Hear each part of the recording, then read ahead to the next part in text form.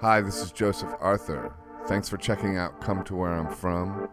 Please support us on Patreon, patreon.com/come to where I'm from. We are an independent podcast, and any contributions you can make are greatly appreciated.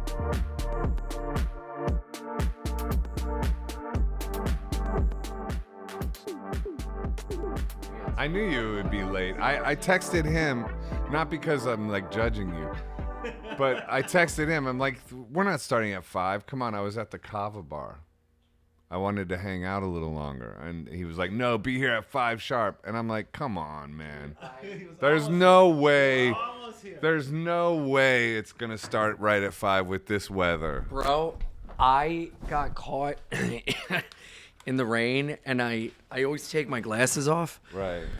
When it's raining, because I hate having smudge lenses, whatever. So I took them off, and I get on the platform, and then I'm like, oh, here's my train, and I got on the wrong train. Nice. And then I didn't notice it until Canal Street. I got off. I got an Uber. I came here. Wonderful talk with my Uber driver, Jamar. Shout out to him. We're not even recording. This is your backyard. What did you talk to him about? About the rain, about his job, about the postal service, about everything under the sun. Are we recording? I don't know. Are we? Yeah. Come to Where I'm From podcast. Cool. Shirts off, six out. 117. The legend. Ian fucking Fidance. Yes. Our first return. And a little tidbit. You were episode 7. And our first return guest. Second return guest. Oh, right. Mick, You're right. only our second repeat, but it's cool. exactly 100 Yeah. episodes since you were last. Wow, Are look you at that. kidding? Yeah. That's he was crazy. 7 and this is 117. That's wild. Oh, so that's 110. 110, actually. Yeah. Math. Oh, fuck. Yeah, we suck at Yeah. math on this podcast. Come on, you got glasses. You It should was be still- smart. It was What still, the hell? Let's keep it the way I told it. Yeah, perfect. It's still cool. Yeah. Yeah. Lucky number 7 There it factors is. in both times. You were a Yeah. big breakthrough for us back then because you blindly said yes. Oh, cool. Thank you. You were yeah. like, I don't know where I'm going, and you came down to another basement, a Yeah. different one, and, you And were we like, let you smoke. Yes, You I took know. your I wish I shirt could right off. now. Well, I'll tell you. I blindly Aren't you- said you said don't yes. smoke anymore? I do. Yeah. You're probably allowed. I don't know. No, I don't want to chance it with you guys. But Oh, you taught okay. me. Yeah, I blindly said yes, and then the podcast told me to never do that again. So I really appreciate that. And No, I But think- here you are anyway. Yeah. So you didn't listen to that. no, it was cool. I and love what is doing it. What is it about that when you tell yourself, I'm never going to do that again, and then you Oh, I find was yourself- fucking around. I was. No, I fucking know, but around. I'm like I've broadening. done that before. I'm broadening that out. Totally. Exactly. Like we Yeah. all have, like especially addictive people. Oh yeah. I'll never do that again, and then you're doing it again. Well, what is that? Is that- addicted people have a built-in forgetter. Yeah. You got a thing in your head that goes, never mind. It's like every day you get neuralized by the thing in Men in Black. Just wipes it clean. You're like, all right, new day. Let's try it again, Yeah. That's insanity right there. Yeah, totally. It is. Yeah, it's just, I guess there's a build up, and then there's like a voice in your head that goes, fuck it, I'm gonna do it anyway, and you lean into doing it again. Totally. You don't just do it again; you lean into doing That's it what again. I was talking to my Uber driver about that. About something about I don't even know how we got on the topic of losing money, or like when you get arrested, the police take your money, and then you have a certain amount of days to get it back, and if not, it goes into a fund, then you got to apply to get it back, whatever. And he's like, you know how much money? We're going back and forth like, I lost so much money to the police, and they took this. And he's like, yeah, they took that. And he goes, man, I've lost so many cell phones. I've lost shoes. And we're going back and forth about what we lost. I'm like, yeah, that's why I don't drink anymore. He's like, well, I just try not to drink as much. I'm like, there it is. Sometimes you got to learn the hard way. Well, some people can do that. I know that's not like, I know in the 12-step community that's a super frowned upon thing to say. Like What? that some people can sort of taper or sort of control it, I guess. I know that's unusual, though. Right. Most people can. Are you sober? I mean, define Oh, sober. there it is. Yeah, there So, it is. no. There it is. Oops, there it is. Yeah. No, Oops, I did it again, Poppy. That's the answer. I don't drink. Okay, cool. Right. Nice. But, like, I smoke weed Yeah. here and there. Kava bar. Does I get count? that I go to the vibe. Kava What is bar. a Kava bar? You get that vibe? Yeah. What's that supposed to mean? Like you look like you are weed. If weed was a person, it would be me. Nice. Yeah. Speaking of, That's not a weed bad was thing. legalized No, I in New love Jersey it. today. Oh yeah. Wow. Look at that. I guess I belong in Jersey. Yeah, man. It's just a short trip. Speaking of that, Bruce Springsteen and Barack Obama started a podcast, I guess. Or, Together? Yeah. Shut Or- up. Or it's a series or something. I don't know, but Wow. it just got dropped today. That's wild. But like, what a PR team Bruce has after getting the drunk driving thing, and then I all know, of a and now sudden, he's with it's Barack like, wait, Obama. never mind all that. I have a podcast with Barack Oh my Obama. God. It's like, okay, Is he gonna get him to smoke cigarettes again? Just like a bad influence on Barack. did he ever quit?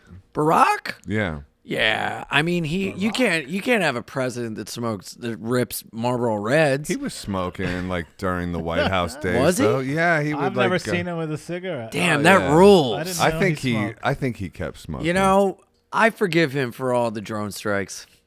Finding that out, good for him, man. I don't know. Good for him. I don't know. Just I ripping heard- a red while I he's heard pressing the there button. was a civilian involved, an American citizen involved in one of them, which is kind of hard to deal with. I guess. I mean, I don't know. Here we go. Any of them is hard to deal with. Any you know? of them is hard to deal with, but like this was like a adolescent American. I don't know. Yeah. I don't know Well, what the story is. Can't imagine how many adolescent citizens in brown countries he hit. I but don't know either. I just read that all of somewhere them, or not just something him, like- all of them. It's fucking crazy. And now Biden is like increasing activity in the Middle East, and everyone's like, but he's doing it with a female Secretary of State, so it's okay. You know, Yeah, I'm not for that. what can you do? You know? Yeah, I like peace. Oh yeah, totally. I am weed. Yeah, Yeah. yeah, dude. Just everyone smoke weed. I and know. just- It's so hard, man, because I feel like I'm very much a pacifist, but there's some people I'm like, you need to get hit to learn. Like, there are some people I'm like, you just need a punch in the face to course correct you, you know? Who are you talking about right now? I don't know, just people in general. Have you been outside? There's a lot of fucking maniacs walking around, you know? It's getting weirder. It's getting real weird. Yeah, Real weird. I've noticed that. Like on the train, I was on the train the other day for the first time in a while because normally I bike. Even in this, I bike. Nice. You know? Damn, really? Oh yeah. You got a fender on the back so it doesn't kick up on I you? just wear these Yeah? kind of Mad Max pants. Wow. So I That's don't- awesome. I don't Dude, care. I'm a hardcore biker and I don't bike in this. I bike in this. I got an indoor bicycle trainer. I bike inside my apartment, but I don't bike out. Pelotron or whatever. Nah, I got the poor man's Peloton. It's just I put my single speed on like a little riser with a wheel in the back. Right. And I just use that.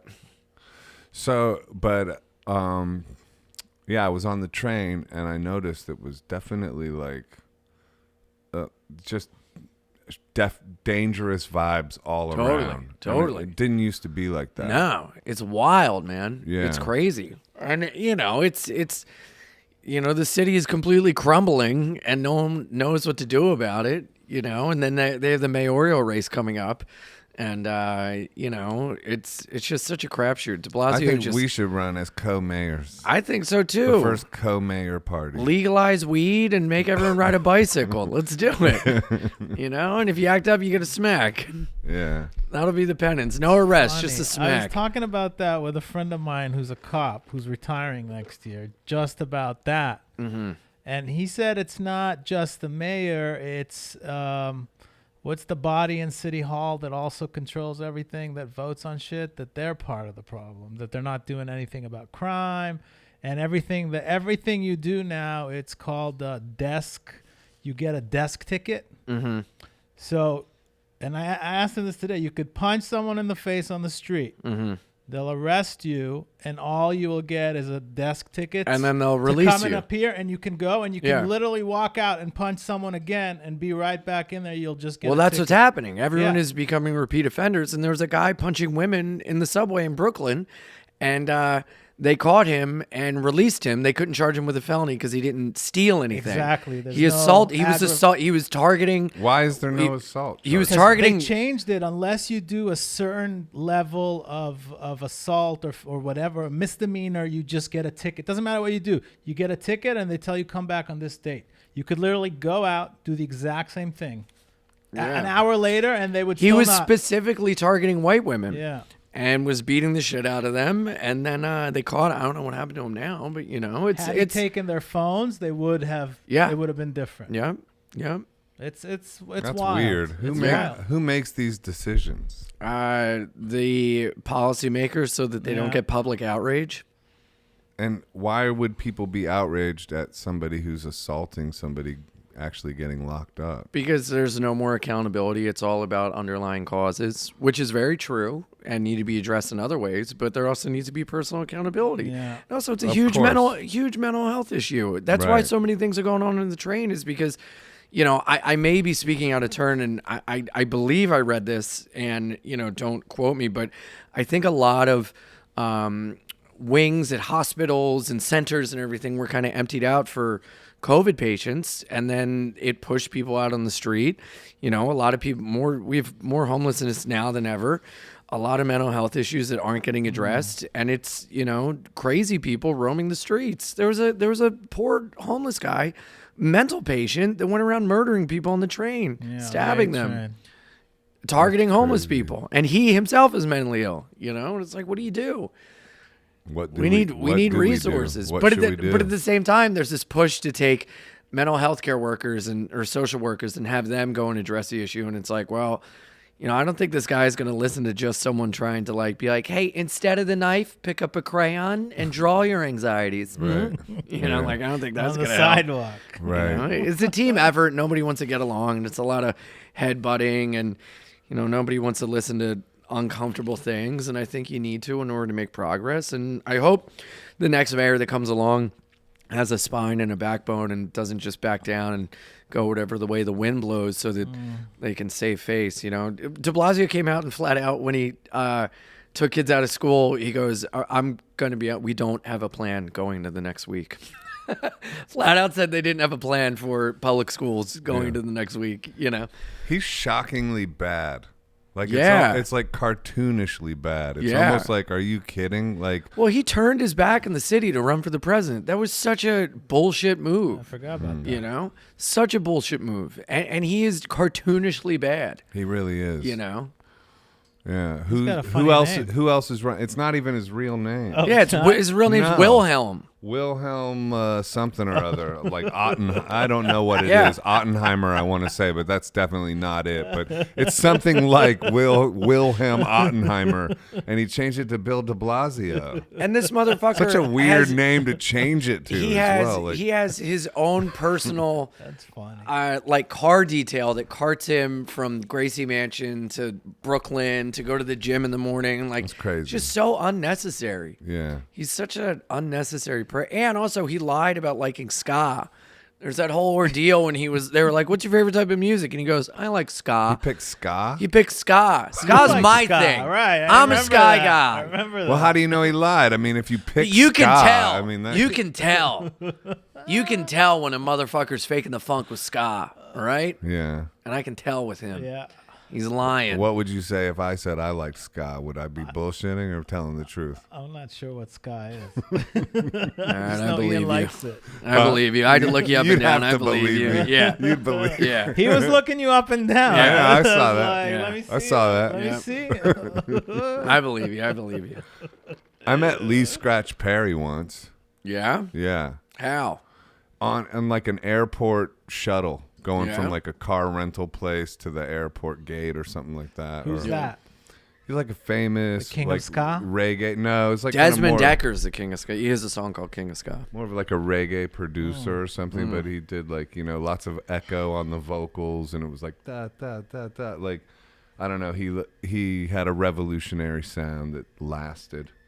And he's like a freaky guy that wears colorful things and like pins and colored hair, and he's an older cat. He's like a magical, Like a George Clinton of reggae. yeah, Yeah. that's a good way to describe it. Magical character. I love magical characters. Yeah, Yeah.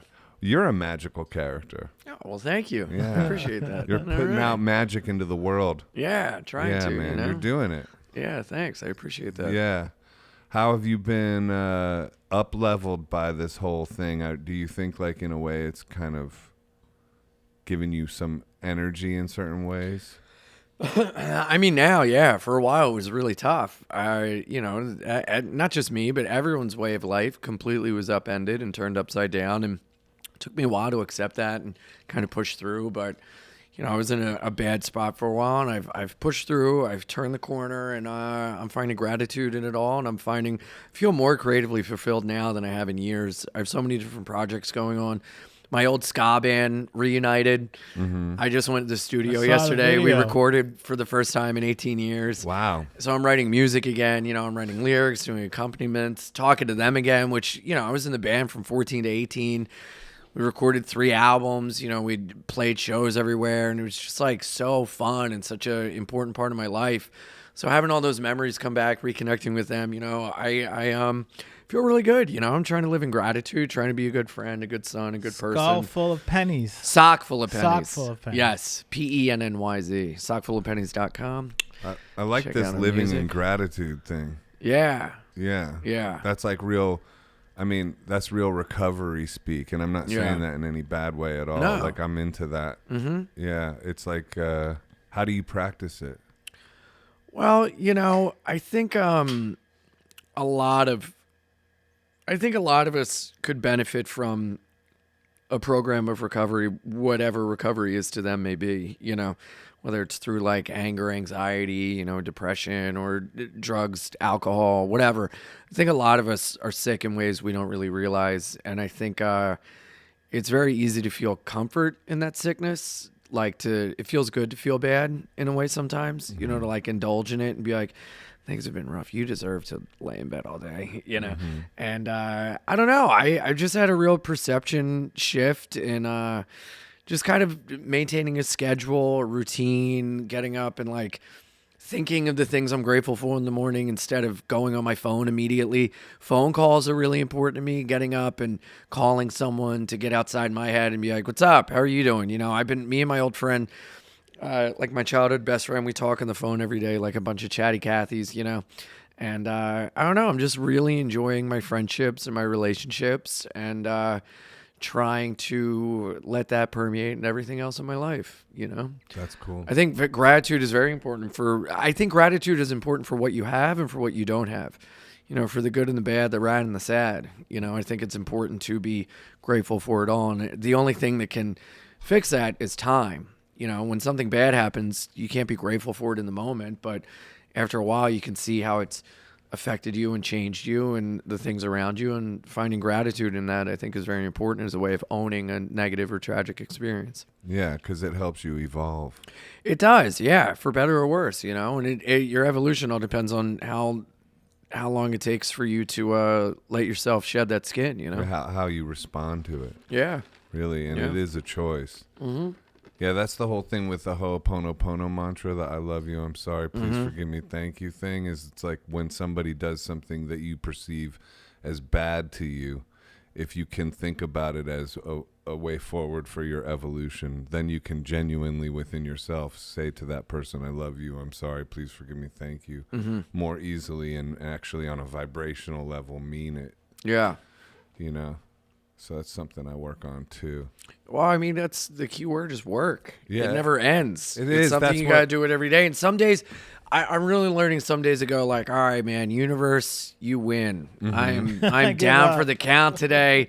And that's all right. And you then know? not beating yourself up for that is key. And also Yes. knowing, okay, I'm going to like actually get on with it from this point and not Yeah. even worry that I flaked on this or that or whatever. Well, that beating yourself up thing is very hard because you're like, I shouldn't feel this way. There's so many good things going on. Blah, blah, blah, blah, blah. And it's like, you just got to feel it. You just got to go, all right, you win. I'm done for today. Go to bed early or stay up late or just do something to know that tomorrow will be better. And if tomorrow's not better, the universe wins that day too. Yeah, like the opening of The Road Less Traveled by M. Scott Peck, this self-help book from the 70s, or I don't know when it came out, maybe the 60s, but maybe before that, I don't even know. But Eckhart Tolle always talks about the first sentence in it is life is difficult, and he was like, oh, I could just put the book down from there. Yeah. Because just having the validation that that's Yeah. what this is. And that's like going into 12-step rooms. You sort of see that too. You're like, oh, everyone is struggling with some people are struggling with shit that's way more hardcore than what I'm struggling with. Totally. And I think a lot of what we're seeing now with a bunch of stuff culturally and socially is, I mean, what is that phrase that starts at life is hard? Life is Difficult. Life is difficult. That is something a lot of people can't accept. That life is unfair, life is difficult, shit happens and it sucks. And people are trying to like sit in the director's chair and change that and make it so Right. that life will never suck, life will never be hard, life will never be difficult. And it's like you can't have the roses without the thorns, man. It is the nature of it, and when you embrace it on that level and you just realize, oh, this is all just like some big training program for souls. Yeah. Like that's really how I look at it. Yeah, and another recovery thing that's so important is this too shall pass. Yeah. You're told, well, what I've had to learn is that when something bad is going on, you're told this too shall pass. It will end. Things will get better. But you also got to remember when things are going really well, this shall pass too. You're not always going to feel good. The bad is going to come back, and you got to be okay with that and know that it's this ball that's rolling around. Sometimes you're on top of it and other times you're getting crushed, but either way it's going to roll back around. You just got to know that no matter how good you feel or how bad you feel, it's going to pass. Yeah. And accepting that and being okay with it and riding it out while it happens. Yeah. And there's a part of you that's unchanging throughout the whole course of your existence, like from when you were a kid till now and before you were even born, basically, just like consciousness. And lately more I've been trying to identify with that because that's our true identity according to like many gurus. Is what? Is consciousness, is if you investigate in yourself, like what's in you that has never changed. Like when you think back to when you were a kid till now, when I do that, I can see, oh yeah, there's something that's never changed. I think mine is like a silliness, a wonderment, and a kindness and caring that I remember I had so much as a child, and I feel like I can really embrace that as an adult. And I'm really fortunate to live a life and be involved in activities that allow me to live that way. But it's funny because you can really, I've gotten caught up, and I need to really hold myself accountable to finding the line between introspection, self-reflection, and self-obsession. Right. Because my favorite hobby is me. Yeah.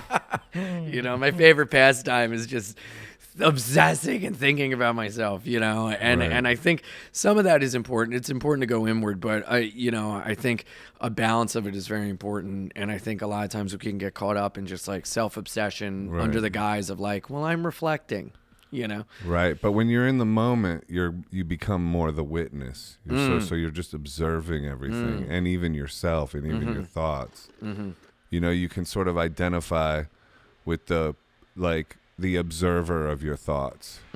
Yeah, noises happen here. Yeah. We're talking about being centered, and then there's just massive Noise. drilling going that's what on. the universe does. Yeah. It's always testing. Yep, this too shall pass. Look, it went away. Exactly. Wait till It's the pipes start clinking. Oh, God. What about let go and let God? Let you like go that and let one? God. I mean, yeah, I think, the term God trips people up a lot, but I think letting go is very important, and realizing that you're not always behind the wheel, but you are along for the ride. I think that's important to remember. The let God part of it, though, to me is like, okay, having faith that you'll be taken care of. Yeah. Whatever God may be to you. Yeah. Yeah, no, whatever God is. Yeah. Could be consciousness Totally. to me. I think everything is God, basically. Oh, that's a great way to live. Yeah, it's just consciousness. It permeates everything. And that's what I was talking about with the what's in you that's never changed is that consciousness. It's not so much personality traits or characteristics. Okay, I was confused. Okay. It's more... It's really patting myself on the back. No, that was beautiful. No, I love that. No, because that's beautiful. And that I think those qualities that you talked about, they do spring from love, Mm-hmm. and I think that is the nature of what consciousness is. So Yeah. in a way, I think you were right on point, even though I did think you kind of misunderstood where I Yeah, was yeah, going yeah. with that. I was going more sort of metaphysical, like, Gotcha. zing, Gotcha, like yes. consciousness, you Yeah, know what yeah, I mean? yeah. And just if you identify with that, it's so comforting Mm-hmm. because it's just like, oh, it's like then the this too shall pass becomes so evident too. Like you're watching a movie, like your life is a movie on a screen, and what you are is the screen. You're not the movie, and whatever goes on in the movie, like can't hurt the screen. It's you could have the most violent scene in the world on the movie, but the screen's gonna be fine as soon as the movie's off. It's like, oh, the screen's fine, it's okay. And that's kind of like your true nature. That consciousness see what you're is the saying. screen, and everything that happens in your life is the movie. Gotcha. Right. Wow. But then if the trippy. screen's cracked, it's cracked for I life. am weed, Fucking remember? wild, man. Yeah. He went deep. damn. That's a good one. The Going screen straight to analogy. the source of the kava. But then where do you? I didn't make that up, by the way. That's something I got from I think Muji. But under that, What is Muji? Or maybe Robert Spira. I've I heard of think Muji. there's lots of people that preach this type of philosophy. I mean, they say it in different ways. I like but the screen thing. Yeah, the screen thing's good. But screens, good way to look at once it. the screen is cracked or something like that, then it's cracked for good. There's no fixing it. The screen ain't gonna get cracked. Yeah. Like the consciousness is never gonna crack. No matter what happens, you're gonna be fine. Okay. This movie will end. This too shall pass. This movie will this too end. shall To be pass. continued. I'm looking forward to the Yeah. sequel. Denial ain't a river in Egypt. Uh-uh. Have you heard that one? Oh, yeah. So is this a new thing, the sobriety thing and recovery thing, or have you been doing this for a long time? No, I'll be sober 6 years in April. Congratulations. Thanks, man. Yeah. If everything goes according to plan, not my plan, God's plan, If I do the same thing tomorrow what I did today, I'll have another day sober, One brother. day at a time. But, yeah, man. That's what it is. Are That's the it. temptations out there now more than ever, or not really? I mean, it's, yeah, they're always going to be there. I'm an alcoholic. I'm a drug addict. I'm always going to be like, but I have the tools and everything to deal with it. And it's not at the forefront of my mind anymore, thank God, And it's, I think, the pandemic, I think it's a unique thing to have gone through this totally fucking balls deep sober, and not have used a substance to escape in a way. No judgment to anyone that has, but it's just funny because when I was drinking all the time, all I wanted was a empty world to escape to where I could do nothing but drink and do drugs and have no responsibilities. And then now that was basically handed to me on a silver platter, I was like, there's nothing that would be more of a seventh layer of hell than to just be drunk and high all the time right now. Right. For me, Right. So, but I'm grateful, man. Yeah, it's been wild being sober during all this. Just I know so many people that are just like fucking drunk all the time. I'm like, God bless you. But like Yeah. weird things will set me off. Like I saw a buddy did like a video where he held a beer that was like perfectly poured, and I was like, oh, Mm-hmm. And I was never like a beer snob. I just, it's funny how like your little addiction kicks in, Yeah. On the way here, I was thinking about comedians, Mm-hmm. and it relates to addiction. How when no pandemic, you used to hop from club to club and do spots all the time. You were like chasing the laughs. And, Oh, yeah. And in a way, it's an addiction. That's a healthy one, though. Right. No, Yeah. it's a healthy one. To a certain extent. But when you put it in front of your friends and family and relationships, Right. it's not But then healthy. pandemic hits, Yeah. and then you're kind of going through withdrawal from that because you Oh, can't do bro, it. So yeah. then how's I mean, dude, 6 it's o'clock. real withdrawal? 6 o'clock every night, I would get hit with just this feeling of emptiness I never felt before. Just listless, empty, lost, because that's when I would go to work, and then I just wouldn't know what to do with myself at night. I'm like, what do I I watch a movie. What? I just sit with myself. I can't do this. I'm so used to being on the road and going here and going there and doing this and zipping and zopping and being around these people. And then just to have that go away was like, what the fuck? It was like really jarring. And there definitely was a withdrawal period. And, when you spend so long making some one thing your identity, you're bound to lose, So I think that's a valuable lesson I learned, is that I'm more than just stand-up comedy. I'm more than just my job. I'm, a multifaceted person with many things about me that I'm now exploring because of this, which is another thing I'm grateful for. Like what? Writing at a deeper level. I'm writing a book. I fucking am making music again. I'm I have a radio show and a podcast, and I did a daily cartoon for the first 4 months of the pandemic. No, I saw that. That was great. Like working in a TV show. It's like all these different things that I didn't do before. Because you have more time now? Yeah, I have more time, and I also have more value in myself and more value in the things I do, because I think I have had more time to slow down and look at things. I have a little office I go to in my place. I sit down, I do my little work. It's just nice. My office isn't my bed and my legs are a desk, It's so nice to go to a physical place to work, because, it was coffee shops or places before. And then when that ended, it was like, what? I'm just stuck in a room? What the fuck? So wait, your office is out of your apartment? No, it's another room in my apartment. Right. But okay, it's the cool. office. Yeah. That's And cool. I decorate. I have little plants. I have things on the wall. It's nice, comforting. Nice. It's my very safe space. That's I great. like it. Yeah, it's really nice. I just got 2 rugs in my place. Dude, having a rug, dude, revolutionizes your life. I can't wait to go home and just be on my rug. Yes. Dude, I went to a furniture shop. I found another rug. I am such a fucking dad. I got 2. Dude, I'm so jealous. I may be getting a second rug. I got 2. Dude, I go one in one room. Oh, but that's not my only rug. I got another one right in this room. I love it. Hello. I love How it. do you like my other room? I love my other rug. Dude, I show up to the store with a tape measure on my hip, and I'm like, can I measure? Love rugs. Can I measure? I'm Me too. obsessed. I love it. I love slippers. I love rugs. I love plants now. And cryptocurrency. I'm not into that. And your cat. And my cat. And your cat. Your cat is featured a lot. And yes. And the pickle masturbator. Yeah. Oh, yeah. That's hilarious. That is hilarious. That was a good bit. Thank you, man. Thank you. I like the superhero bit, too. It's thanks. Yeah, that was fun. I saw that today. Go check out But you Ian's, mixed Marvel and DC there. That's what people are telling me. Yeah, you had Captain America. Whatever. Green Lantern, The Flash. Nerd alert. Who cares, But it was very funny. Yeah. But it was very Thanks. well. I'll always take a compliment from a virgin. Thank you, man. I appreciate that. Very well done. Yeah. Ryan high-ass Long. quality, Ryan Long. dude. He makes great videos. Wow. I was like, I mean, was it meant for an Instagram video?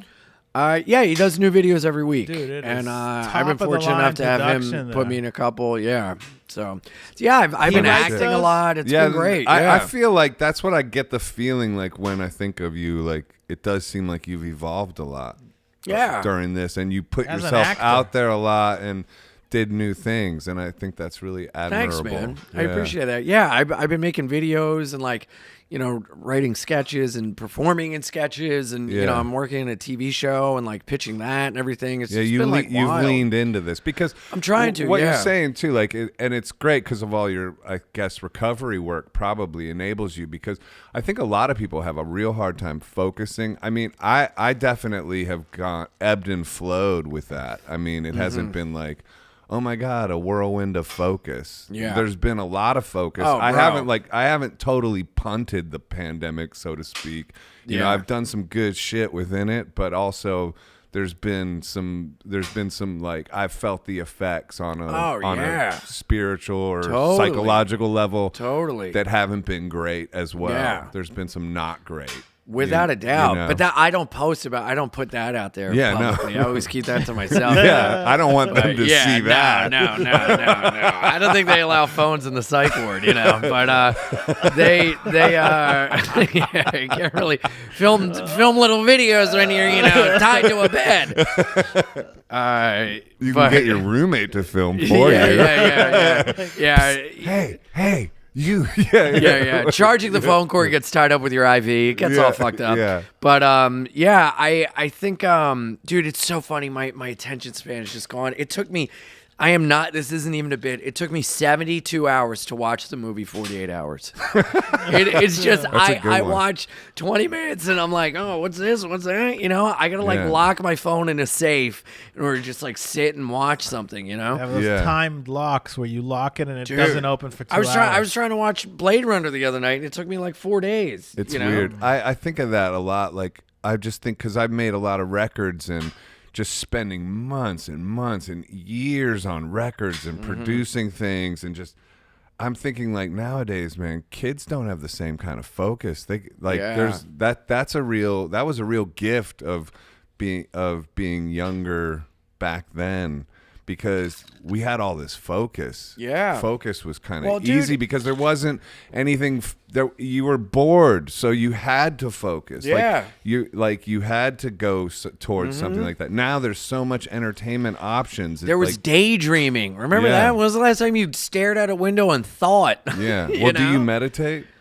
Man, I try, but I always just end up falling asleep. Right. Yeah. I took a breathwork class and I was doing the breathing and I fell asleep on my floor. I heard that's powerful. It is. It's wild. Wim Hof. Yeah. Yeah. I did a breathwork class and during the cool down thing, I just pass out on my floor. Dude, the attention span thing, I have 2 dear friends. They write, make a sketch every week. And they were like, we're really trying to cut them down to 30 seconds. People's attention span, they don't have time to watch a 2-minute sketch. I'm like, no, all we have is time. Right. People just don't have the patience. Yeah. Nobody has the patience to just sit and look at something for 4 minutes. Everything's like, okay, I'm bored. Okay, I'm bored. Okay, I'm bored. Well, if you don't get them in the first 30 seconds, they're gone. If it's compelling, though, people will pay attention. Yeah. Which is why so many things have to prey on people's emotions to get them to keep watching and everything. Then that becomes, performative. And there's a whole genre of TikTok of people crying and captioning their tears or whatever. And it's you had to sit there and edit yourself sobbing. And there were so many chances for you to go, maybe this is private. And you didn't. You stupid attention seeking so-and-so. Yeah. Are you on TikTok? No, I'm not. No. What about Clubhouse? Yeah, I'm on Clubhouse. I just did a Clubhouse the other night. I'm on it. Yeah? Do you like it? I do like it. Dude, they've just recycled the phone call. That's all it is. Yeah, it's like a big public Zoom. Yeah, it's a big conference call. That's all. It's a big podcast. Yeah. It is a big podcast. It freaks me out because it's you don't know who's recording. You don't know who's listening, I would just assume it's all recorded. I've done people's rooms or the other night it was a comic hang. So it was 20 comics and then we had 75 people listening or whatever. It was fun to go in and snipe and stuff. Yeah. But I don't know. Are you in under a fake name or are you? I'm on my name. Man. Dude, I don't know if he's worried about who's recording. No, I'm not saying just for me. I'm saying in general. Social media. Yeah. It's like a networking supermarket. I Dude, mean, it would be pointless for him to be on there with a fake name. Yeah. Is it policed? Is there any censorship? Okay, I can answer that. Yeah. Yeah, because I actually listened to the Tim Dillon Joe Rogan episode. Oh, did you? Not, it wasn't an episode. It was him on Clubhouse. Right. I always call it Talkhouse. That's hilarious. Steven's Talkhouse. What an old man. Are you on the Talkhouse? Are you on Talkhouse? Are you on your face page? By the way, I think this, even us talking about Clubhouse will get this video shadow banned. Again? Why? On YouTube. You got shadow banned? Oh, probably. But dude, I got shadow banned. Yeah. There's a weird thing going on with the Instagram algorithm. But let's finish Talkhouse, Clubhouse, whatever it is. So yeah, Joe Rogan then really asked, it's on YouTube. You can go see it. It's Tim Dillon, Joe Rogan, Clubhouse, and then he asked the maker of Clubhouse was on the thing, and Joe Rogan asked him, so is Trump allowed on? Right. He asked him that, and then the guy was the answer was silence. Mm-hmm. And then call my lawyer. What should I answer? He was well, we won't tolerate any, Hate speech, misinformation or Right, hate speech. right. So it's going to be the Yeah, same but sort of thing. it's impossible to monitor Well, all these rules. when you start to monitor misinformation, the definition of what misinformation becomes biased. Well, exactly, and it's like that's why I'm a big proponent for free speech. I'm into free speech. So am I. But I'm you not know, like not for like people going one of and those saying- like rah rah like fucking lunatic free speech guys. I feel like I'm very measured about it. Yeah, I think I am as well. Yeah. I mean, like, if somebody's like calling for violence or something like that, then fuck that. But Yeah. outside of that, it's a slippery slope. It really And is. it's obviously and that, become that. That phrasing gets, like made fun of or whatever and it not taken seriously. But like it very much is when you become in control of what can and cannot be said, when you start limiting that, you then open up the door for someone to then take that definition and turn it on you. You know, when like I am like, you're saying hate speech, you shouldn't say that. And people are on my side and like, yeah, that's hate speech. Yeah. Well, eventually it's going to come around to where what I say is considered hate speech. And it's like, well, wait a minute. No, I'm not hate speeching. It's like, well, Yeah. you open the door, baby. They're Right. just kicking it wide open. Yeah, and there's it's not like there isn't a historical precedent for this kind of behavior I know. leading to terrible shit. I I mean, know. it's kind of like, come on. Yeah. It's like, what are we supposed to pretend that this Yeah. hasn't happened before? Yeah, You know? it is scary, and the It's scary thing spooky, is when yeah. you try to have a rational conversation about it, people get get so crazy. riled up and start bringing in these straw man arguments that have nothing to do with it. And it's just Yep. such a reasonable thing. It's like you should be able to say what you want. If you don't like it, just don't listen. And it's I definitely don't agree with a lot on the right, and I certainly don't agree with a lot on the left, but I feel like Yeah. the whole art of a conversation and a dialogue is going out the window when for so long that's all people were saying was like, I just want to start a dialogue. Yeah. And what a dialogue is I talk It's and any opposing views, response having you an say is intelligent wrong. Conversation. Oh, you're right. Yeah. Sorry, I stepped on that. Yeah. So when were you shadow banned? I had gotten a couple things that were against the community guidelines on Instagram. I had posted a video of me doing the mangina, and that got against the community guidelines. A troll was trolling me, and I told him to eat shit and fuck my ass. And that got, again, I was told that was against community guidelines. I played a video where I used 311's music, and that went against the guidelines of the community. So I had these like warnings, and then all of a sudden I noticed my stories went from like 2,000 to 2,500 views down to like capping out at like 400 or like Right. 237. I'm like, that's strange. And then like, a video of mine got like 20,000 views, and then like the next one got like 430, and then Right. like videos were getting like, or like a picture would get like 67 likes. And I'm like, why? I have like 430 's a 22,000 lot. followers. Like, what is this? It's not the point. The point is he had a lot, and then it's Yeah, down. yeah, It's all but- relative. I thought that I was like shadow banned, blah, blah, blah. And I feel that I was in a way, but more so, I talked to a friend who used to work in social media, and she talked to like her old coworkers, and like there's some weird thing going on with the algorithm with Instagram where they're trying to curb people from posting content that don't usually post content. Like it's like this weird thing that they're trying to control, like the way certain content gets bumped up, and it doesn't make sense to me. And I hate that I become this like slave to the algorithm where I even let this social media platform dictate my own view of myself and my own value. I really hate that but it's like, I spent time making this. I know it's good, and it's not getting the reaction that it deserves. Fuck you. Fuck me. This sucks. And it's like, no, dude, just like stare out a window and daydream. You'll be fine. And you know what else though? It's just like I go about it like the more I put myself out there, the less I sort of pay attention. I mean, I do read the comments and stuff, but I make sure I really like make myself not go look at results that's right so away important. because I don't want to Yeah. ruin my day, and I don't want Yeah. to think like that. I want to Yeah. just be free, and I also don't want to be hindered to create more. Yeah. Because it's really the effort that is so important, Yeah. not the result. The result is good if you get a good result, but it's like if you're putting the work in and doing the effort, then on a spiritual level, you're fulfilled. Your day is fulfilled. Yeah.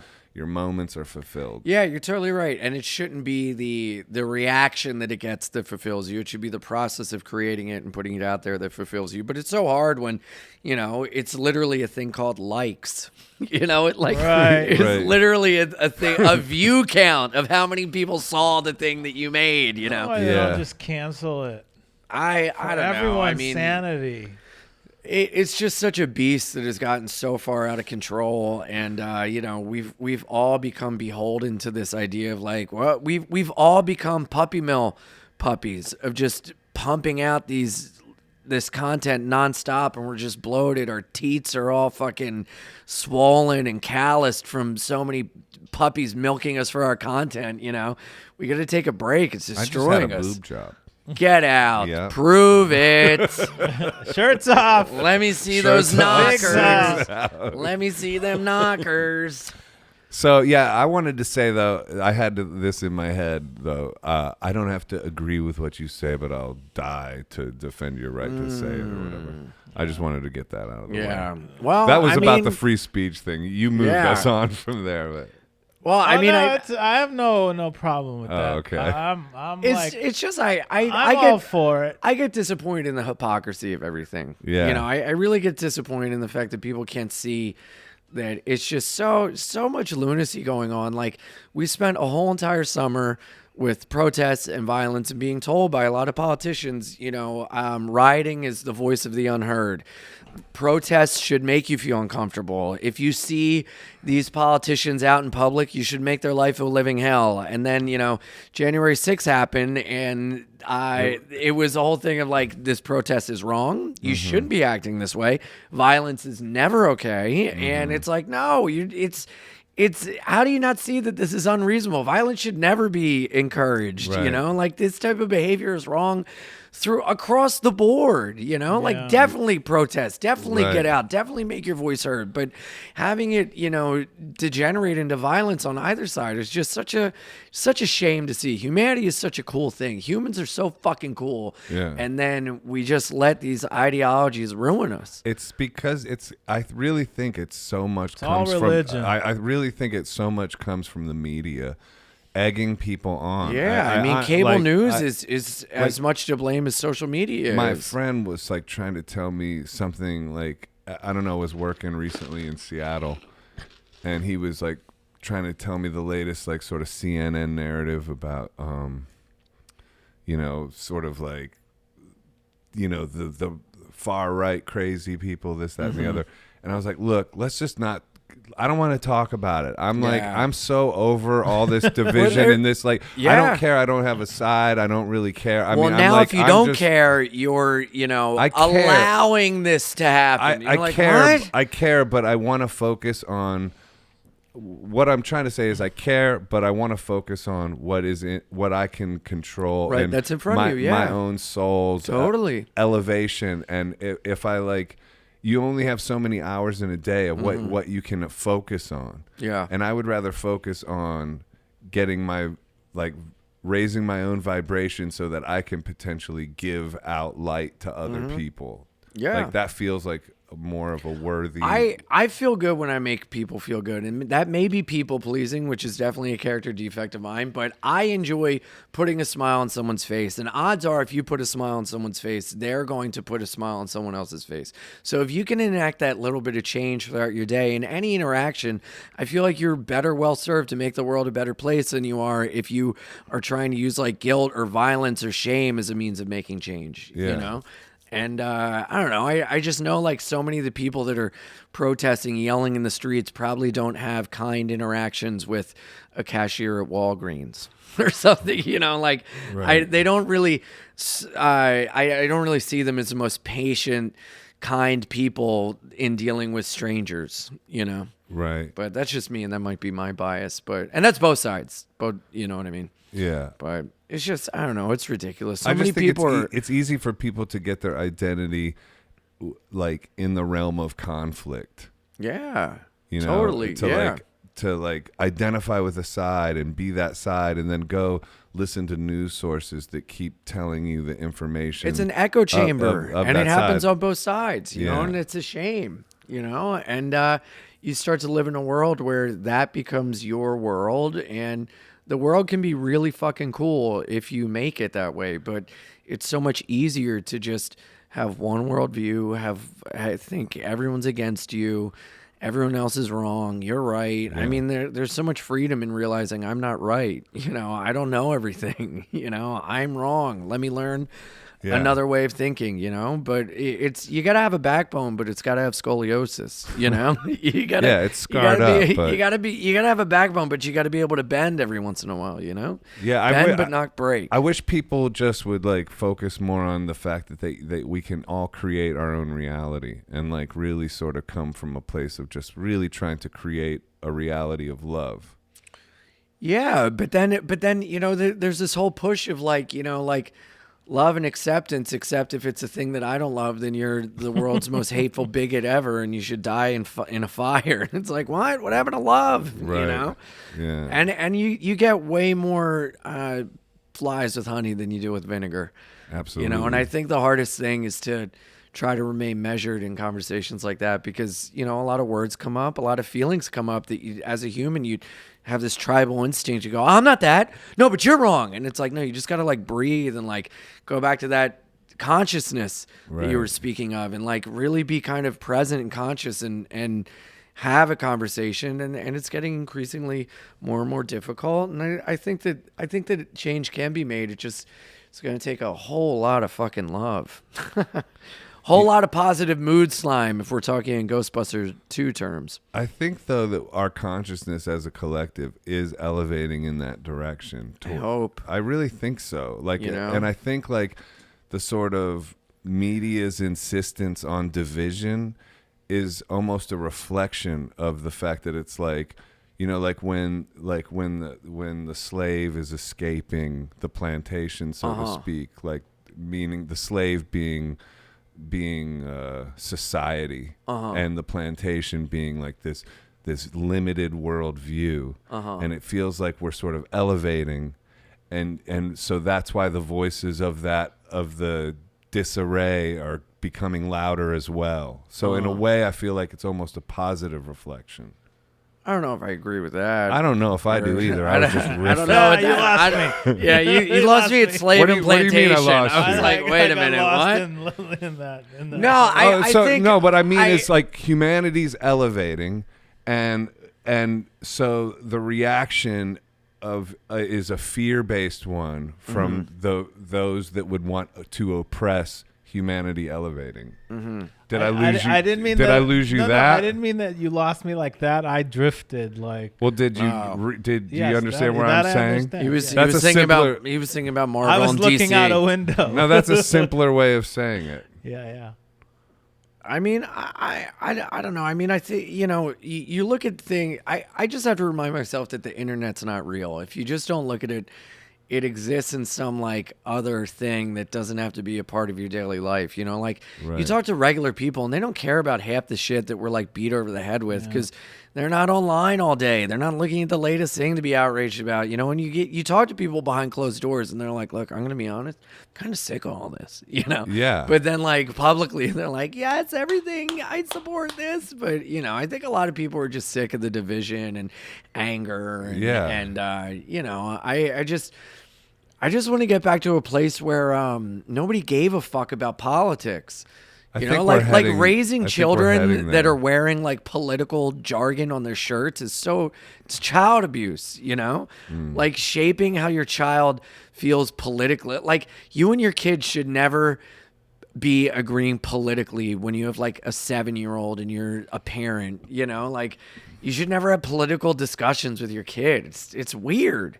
The schools are pushing it. I have a 10-year-old. Yeah. And I shouldn't say the school curriculum. They're just shoving things. They really are. down It's their indoctrination. throat. It's weird. It's weird. And now they're making like some things are mandatory for the parents. It's weird, man. It's just What's brutal. mandatory? I'm not gonna go into it. Well, you just did. Oh, is that recent thing I read about? Well, no, it's What is but it? it's happening everywhere because Right. you read about it in the paper where parents are like, I'm pulling my kid out. What is it? Yeah. Just what? It's just a bunch of stuff. No, It's- they're just making stuff mandatory. What?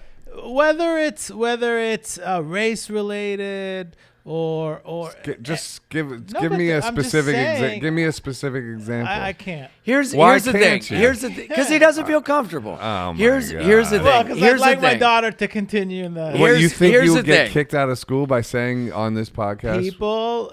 like a general thing? Listen, it's not that I specific? don't agree with them, but the minute you make stuff mandatory, It feels like it's just you're- like I'm an automatic no. Well, Automatic. I So what agree is- with that, but I think there is a problem that goes so far past making kids read a certain thing or think a certain way. It is the complete failing of the public school system, and they're concentrating on the wrong things right now. New York City public school system is the #1 segregated school system in the entire country, and a lot of that has to do with the administrations of these schools no longer work with the best interest of the student in mind. They work and do whatever they can to keep money flowing into the school and to keep their jobs. business. It is a complete business, and children are pawns in the game. And the kids, no matter how dumb they are in testing, they are smart as fuck, and they know they're pawns. They know they don't matter in the grand scheme of things, and they're pushed along so that the school can continue to get funding, continue to get paid, and it's a completely broken system that needs to be changed. ASAP.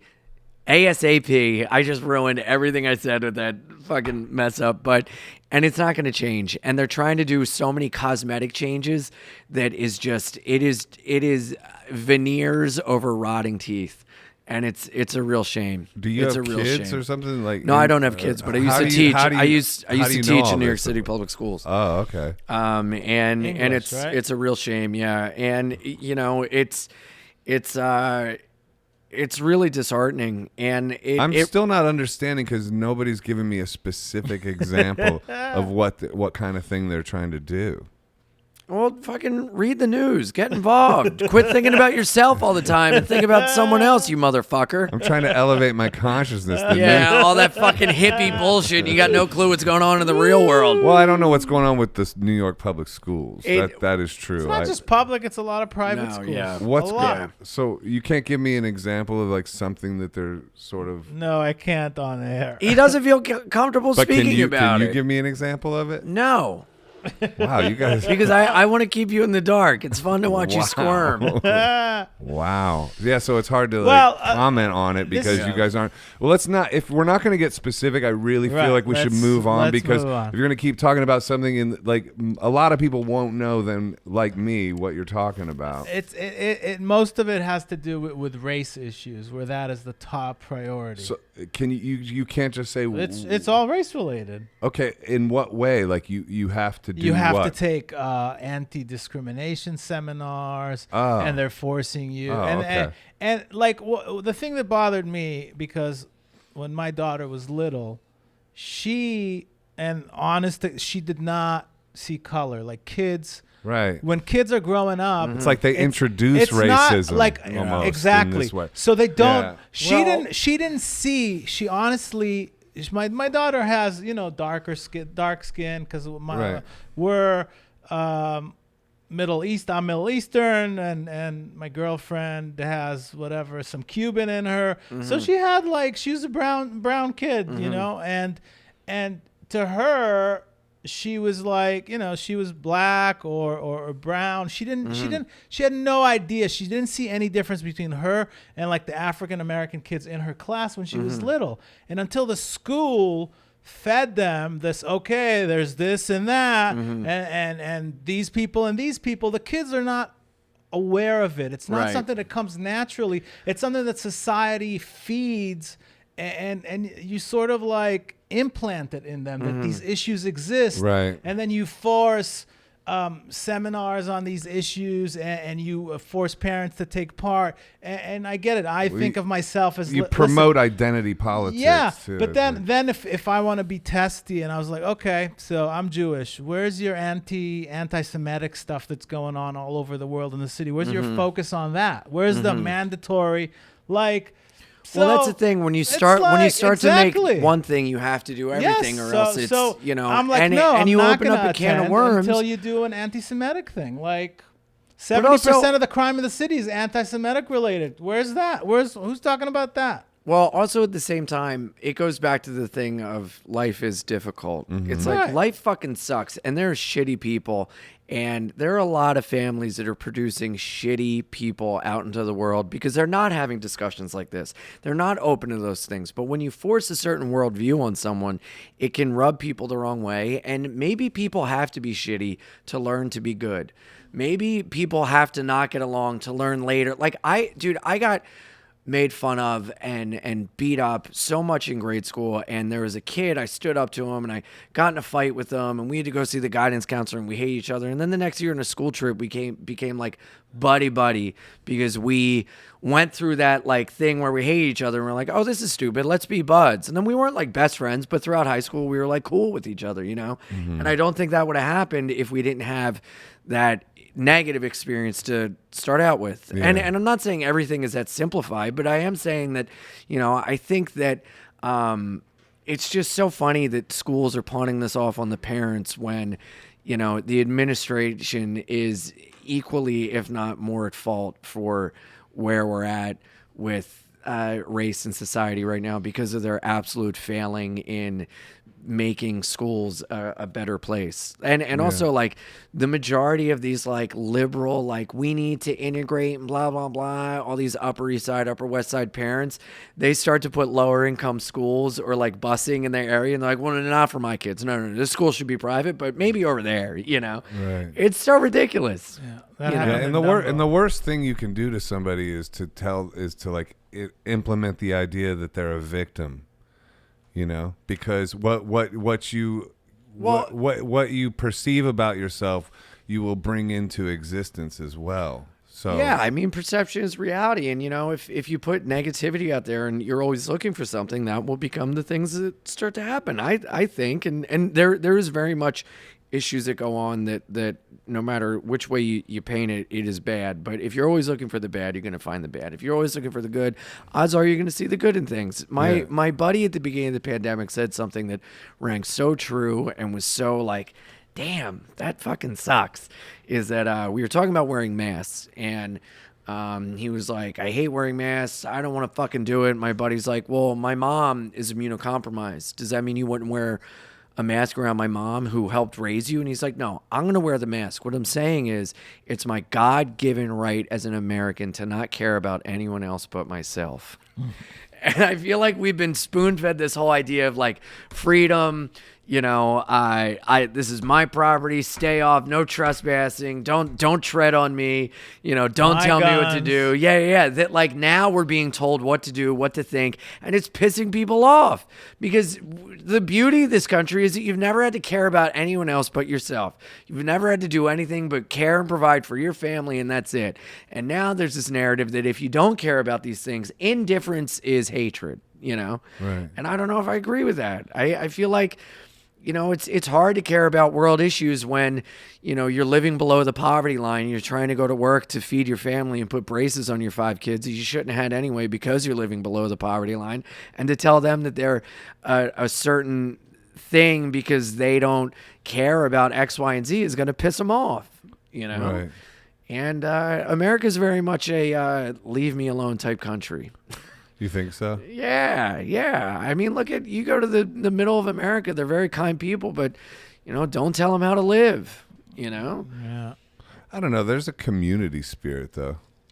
You know, I grew up in the Midwest, and we all like knew our neighbors and all that kind Yeah. of stuff. Yeah, but you knew your neighbors on a superficial level. No, we you knew weren't them, discussing we knew them well. Were you discussing? I was like remember sleepovers and Remember stuff they like were that, saying. like- Remember saying. Wasn't the saying you don't bring up politics, religion, or money in polite company? Yeah.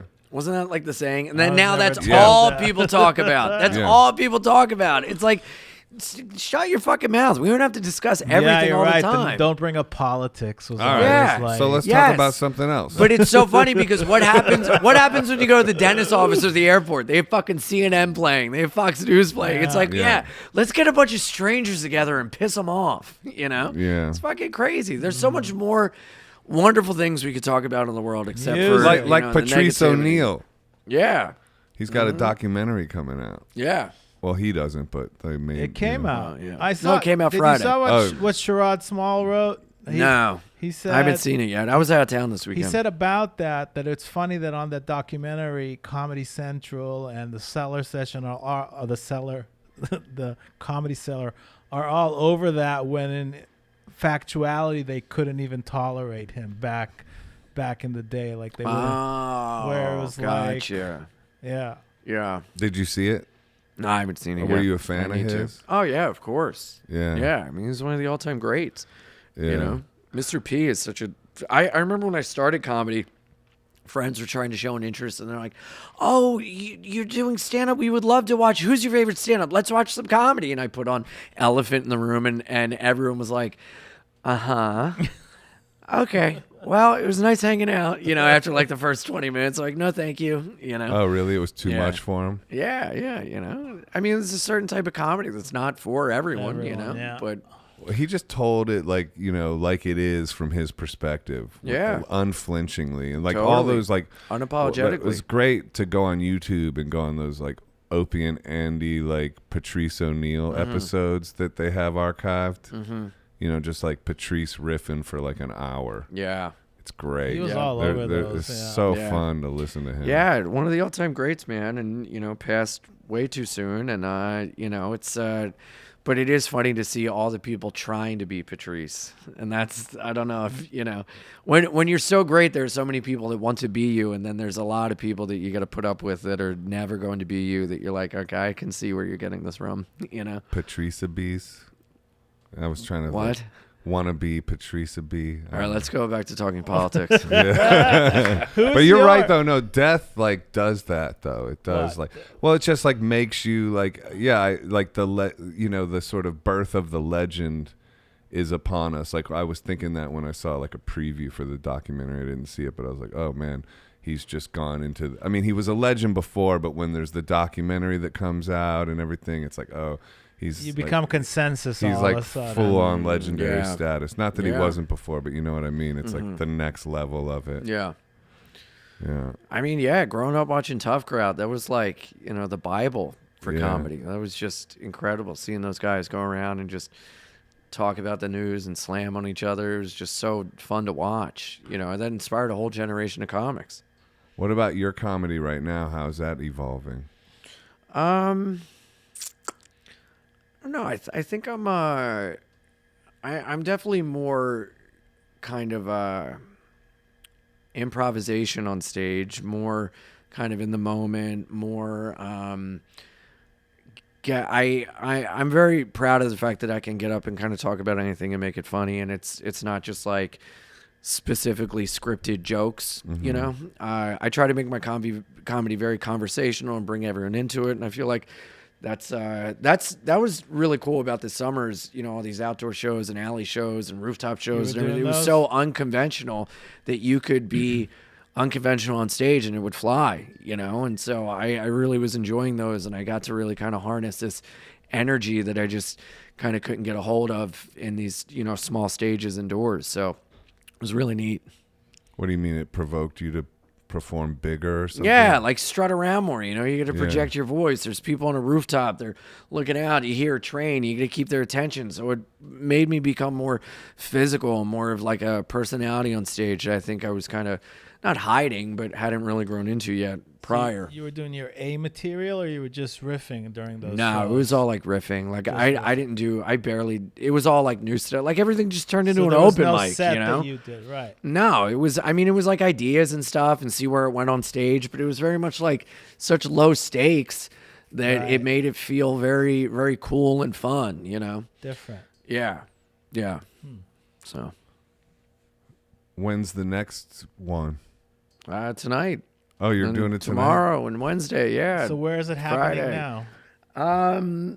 The Stand, the Comedy Cellar, New York Comedy Club, bunch of different bar shows and everything. It's Is the there's cellar still- back open?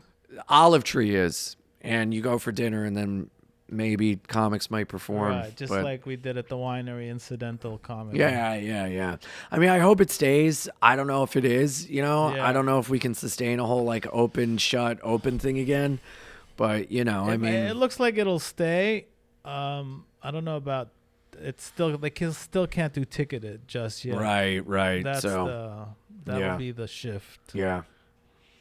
Is City Winery open again? They're waiting to see if this 25% indoor is going to stick before because they have a lot of employees. For them to open, they got to hire a lot of people, bring them in, reopen, and then if they have to close, they can't go through that again. Yeah. Are you going to take the vaccine? I think eventually. I think I got the flu vaccine years ago and it made me like really sick and I was like, never again. But I think I will take this when I'm eligible. Yeah, right.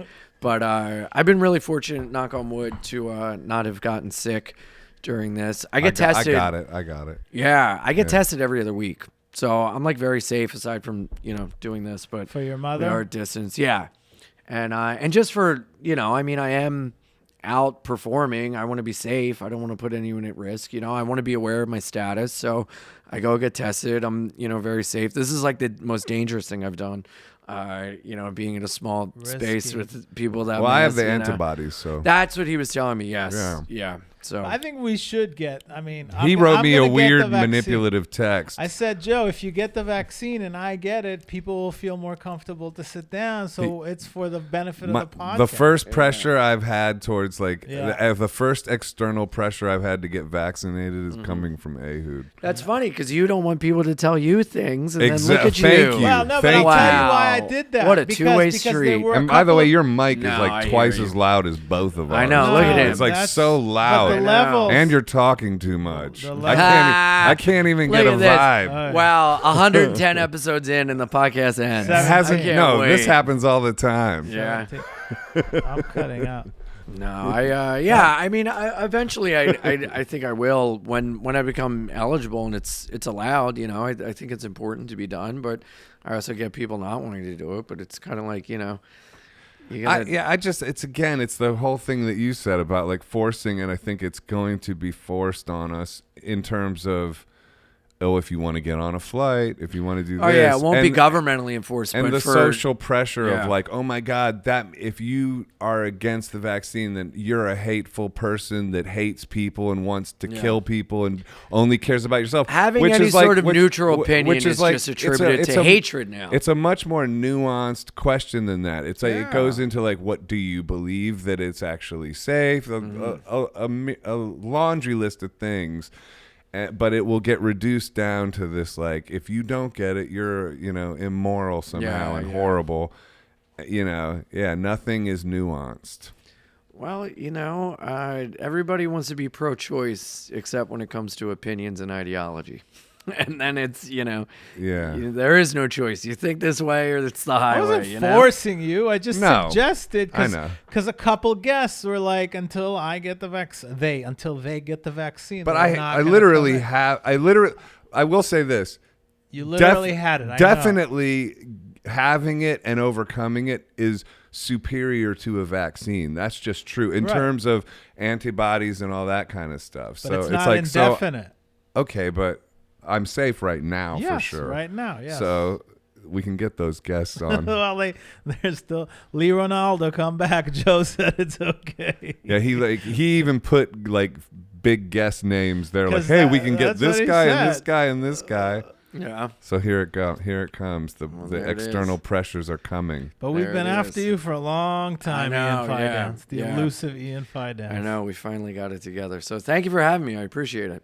Are we wrapping it up? I'm not. He's got a show. Oh, you got to roll. All right. Well, yeah, man. Thanks for coming on. Yeah. Thank you for having me, man. Well, why don't you plug your podcast?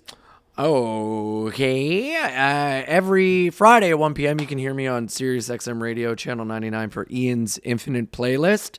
Every Thursday at 11 a.m. is Bye Guys on Gas Digital Network, and that comes out on Tuesdays. Is it B.I.? B.I. Guys, yes. Nice. And that comes out on iTunes and YouTube every Tuesday, 11 a.m., Thursdays on Gas Digital. And my ska band, Sock Full of Pennies, has reunited. We got new tunes coming out, but you can hear our old music on iTunes and Spotify. Sock Full of Pennies, Pennyz. Congratulations on that. Thanks, man. Appreciate Are you singing in that? On a couple tracks, but it's more screaming. Oh, okay. Some of the tracks are very hard, and It's kind of why my voice is this way, because I was screaming the tracks yesterday. But it sounds cool, man. When we pop those horns on, it's gonna melt your face off. I can't wait. Yeah, Cool, gonna be man. awesome. Yeah, thank you guys. All right, everybody. Thank Thanks, you. Ehud. Thanks, Ian. Yeah, thank you, man.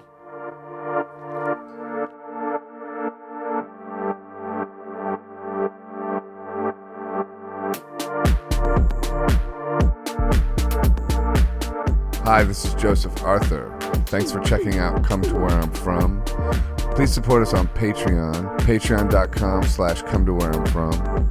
We are an independent podcast, and any contributions you can make are greatly appreciated.